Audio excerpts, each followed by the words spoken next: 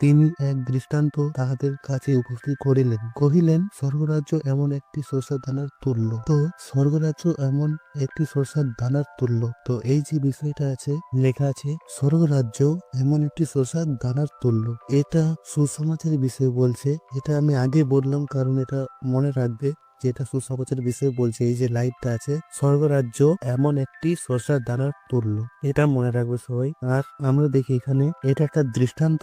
তো যে স্বর্গরাজ্য এই যে বিষয়টা আছে, প্রথমে লেখা আছে স্বর্গরাজ্য। তো এটা এটা ভেবো না যে ঈশ্বর যেখানে থাকে, যে স্বর্গরাজ্যতে থাকে ঈশ্বর, ওই স্বর্গরাজ্যের বিষয়ে প্রভু যিশু বলছে না এখানে। এটা একটা দৃষ্টান্ত।